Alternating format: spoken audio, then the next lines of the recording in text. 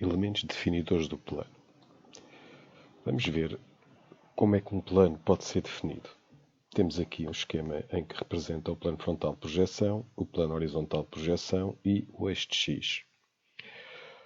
Ora, nós para podermos ter um plano, podemos vê-lo aqui, o plano alfa, neste caso até é um plano que nós haveremos ver mais à frente, é um plano oblíquo, e tem esta superfície toda amarela, como vocês podem ver. Podemos apresentar um plano pelos seus traços, como haveremos de ver mais à frente como é que poderemos fazer, mas também o poderemos representar por três pontos não colineares, ou seja, três pontos que não estão alinhados. Se vocês repararem bem, ponto A, ponto B e ponto P são três pontos não colineares e todos eles, aparentemente, pertencem aqui à superfície do nosso plano. Por outro lado, podemos ter também o plano definido por uma reta e um ponto. Talvez agora seja oportuno até nós já vermos como é que nós podemos representar estes elementos. Temos aqui o eixo de X, temos o ponto P, que vai ser o ponto de concorrência como nós havemos de ver, e temos os pontos A e B.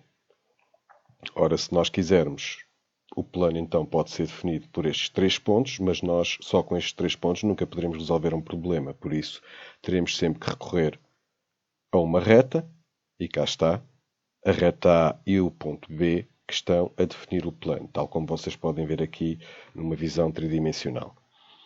Vamos ver agora aqui ainda como é que nós podemos ainda definir o plano. Podemos definir através de duas retas concorrentes. Reparem, reta A, reta B são concorrentes no ponto P. Como nós aqui já temos reta A, que passa, portanto, pelo ponto A e por ponto P, projeção frontal e projeção horizontal, vamos então recorrer aqui,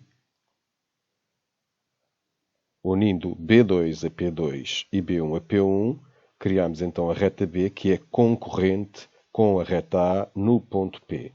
Portanto, estas retas têm um ponto em comum, que é o ponto P. Poderíamos ter feito ainda de uma outra forma. Poderíamos ter agarrado e feito passar de ponto B para o ponto A, e tínhamos nem mesmo as duas retas concorrentes. Neste caso não eram concorrentes no ponto P, mas sim no ponto A. Aqui poderíamos fazer assim. Tínhamos a reta A, projeção frontal, reta C, neste caso, projeção frontal, e são ambas concorrentes no ponto A. Basta então as retas terem um ponto em comum para que elas sejam concorrentes e sejam então complanares. Formem, portanto, um plano. Vamos ver uma outra situação ainda, agora, que é uma situação em que nós vamos ter